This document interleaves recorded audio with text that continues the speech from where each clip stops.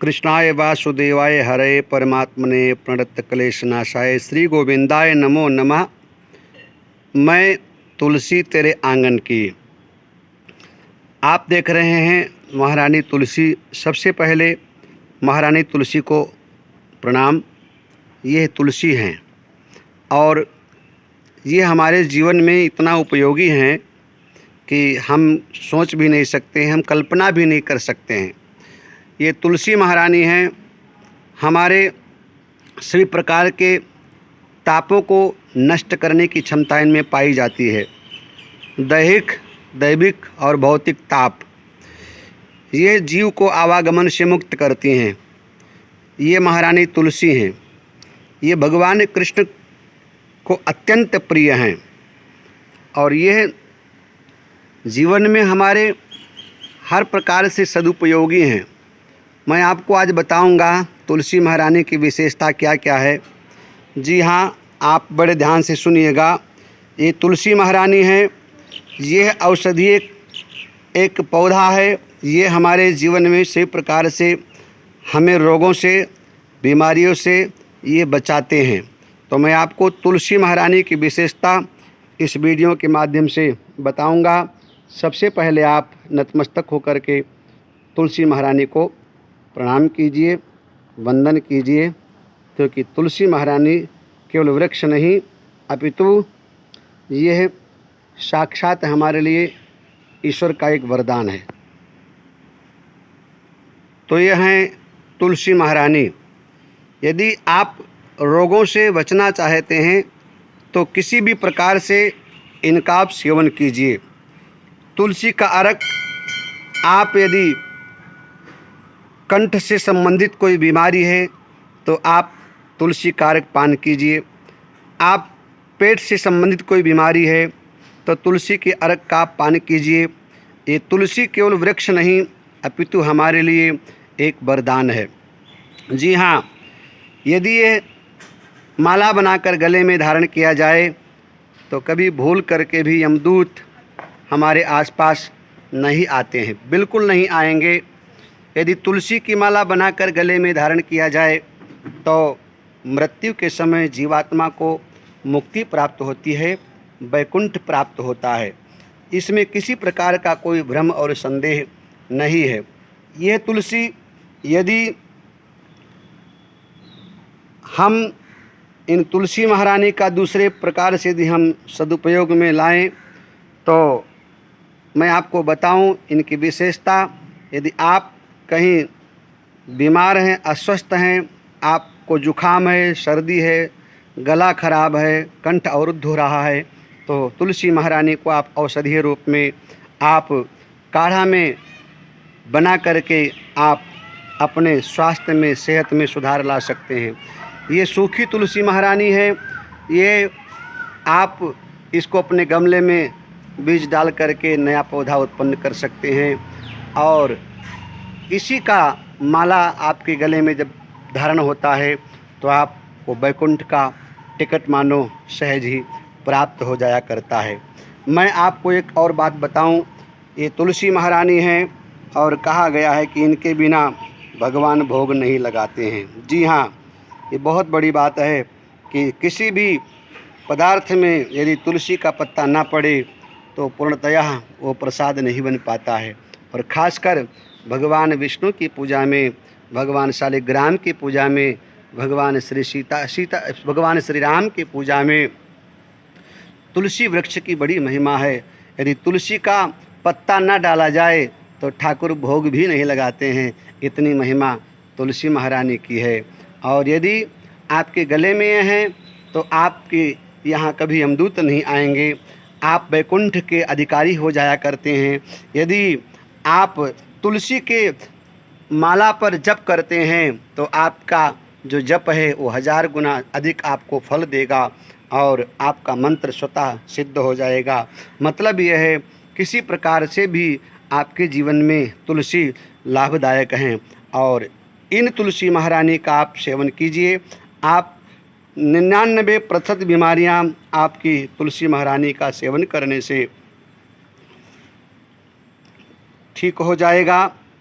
और मैं आपको बताऊं शास्त्र का ये प्रमाण है, जिस घर के आंगन में तुलसी महारानी हैं उस घर में कभी किसी प्रकार का कोई बाहरी जो शक्तियां हैं वो नहीं आती हैं।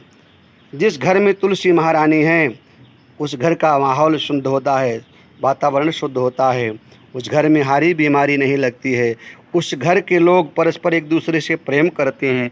जिस घर में तुलसी महारानी का सेवा होता है उस घर में कभी अकाल मृत्यु नहीं होती है, उस घर में कभी यमदूत नहीं आते हैं। जिसके गले में तुलसी की माला पड़ी हो उस व्यक्ति को निश्चित रूप से वैकुंठ की प्राप्ति होती है। और मैं आपको एक बात और बताऊं कि तुलसी हमारे जीवन में बहुत लाभदायक हैं, परंतु एक बात ध्यान रखना, जिनका सेवन हम तभी करें जब हमारा आहार शुद्ध हो। मतलब यदि आप तुलसी महारानी से लाभ प्राप्त करना चाहते हैं तो एक बात का ध्यान रखिएगा कि तुलसी महारानी हैं, आपको तामसी वस्तु का त्याग करना पड़ेगा।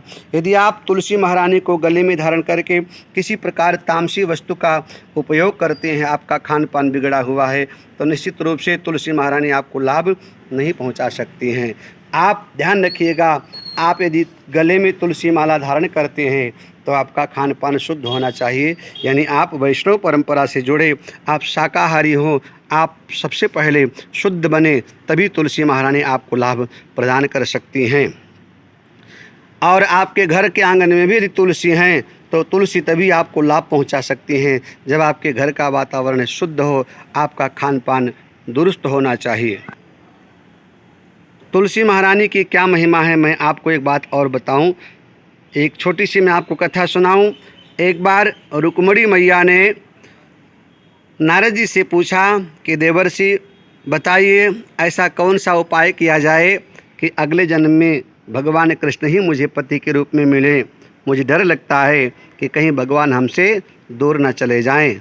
तो नारद जी महाराज ने कहा, एक काम करो, जिस वस्तु से बहुत प्रेम है उस वस्तु को दान में दे दिया जाए तो वो वस्तु अगले जन्म में मिलेगी।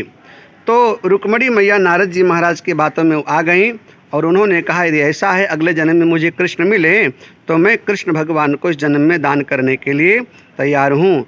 लेकिन कृष्ण भगवान को दान में लेगा कौन?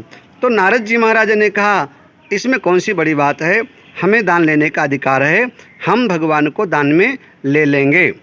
और भाव में आकर रुक्मणी मैया ने भगवान कृष्ण को नारद जी महाराज को दान में संकल्प के साथ दे दिया। नारद जी महाराज भगवान को बोले कि हे केशव, मेरे साथ चलो क्योंकि तुम मुझे दान में मिले हुए हो। और भगवान श्याम सुंदर जो लीला पुरुषोत्तम हैं वो भगवान कृष्ण नारद जी महाराज के साथ चल पड़ते हैं। तो रुक्मणी मैया बोली नारद जी से, बाबा इनको लेकर कहाँ जा रहे हो? नारद जी ने कहा, अरे माँ, तुम्हें मालूम नहीं, जिस वस्तु को दान दे दिया गया हो उस वस्तु पर दानदाता का कोई अधिकार नहीं रह जाता है। ये तो हमारे हैं अब, क्योंकि तुमने मुझे इनको दान में दे दिया है। रुक्मणी मैया रोने लगी और मूर्छित हो गई। रुक्मणी मैया ने कहा कि नारद जी, हमने कभी सोचा नहीं था कि भगवान हमसे दूर चले जाएंगे, दूर ना जाएं, इसलिए तो हमने आपसे उपाय पूछा था। आप भगवान को लेकर जा रहे हैं, इनके बिना हम कैसे जीवित रह पाएंगे? रुक्मणी मैया बहुत परेशान हुई। नारद जी महाराज से उपाय पूछा, कोई और उपाय बताओ। नारद जी ने कहा, एक उपाय है, यदि इनके बराबर कोई वस्तु यदि दान में दे दिया जाए तो आप इनको ले सकती हैं। अब भगवान कृष्ण के बराबर दुनिया में क्या है, ऐसा लोगों ने सोचना प्रारंभ किया। तो बड़े बड़े सोना चांदी हीरे जवाहरात ला करके तराजू के पलड़े पर भैया रखा गया, परंतु भगवान कृष्ण जो है वो दुनिया में सबसे अधिक प्रभावशाली, और उनके आगे सारी संपत्ति सोना चांदी सब फीके पड़ गए। कोई उपाय नहीं सूझा। नारद जी महाराज से उपाय पूछा गया तो नारद जी महाराज ने रुक्मणी मैया को कहा, एक काम करो, यह सोना चांदी हीरे जवाहरात से भगवान तौले नहीं जा सकते हैं, इसके लिए काम करो, एक तुलसी का पत्ता जा कर के लेकर के आओ।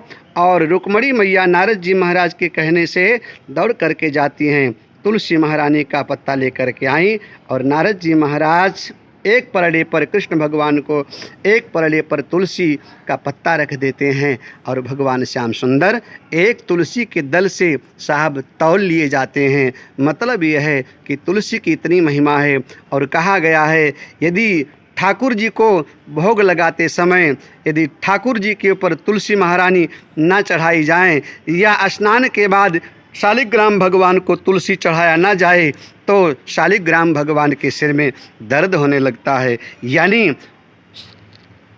4 पहर 64 घड़ी हमेशा ठाकुर जी महाराज तुलसी महारानी के आसपास ही रहते हैं। इसलिए तुलसी का हमारे जीवन में बहुत बड़ा महत्व है। शालिग्राम भगवान को विशेष प्रिय हैं, नारायण को विशेष प्रिय हैं, भगवान श्री राम जी को विशेष प्रिय हैं। और किसी भी भोग में पदार्थ में जब तक तुलसी दल न डाला जाए वो वाकई में वास्तव में प्रसाद नहीं बन पाता है। तो ऐसे तुलसी महारानी को साष्टांग प्रणाम करते हैं। और आप सभी लोग भी अपने घर के आंगन में तुलसी वृक्ष लगाइए, गले में तुलसी का माला धारण कीजिए। लेकिन एक बात ध्यान रखिए, आपका खान पान शुद्ध होना चाहिए। आपका घर का माहौल ठीक होगा, खान पान दुरुस्त होगा, तभी तुलसी महारानी आपको लाभ दे सकती हैं। यह वीडियो कैसा लगा अपना अनुभव ज़रूर बताएं। और कमेंट में यदि आपको कुछ कहना है तो आपका सुझाव भी हमें स्वीकार्य है।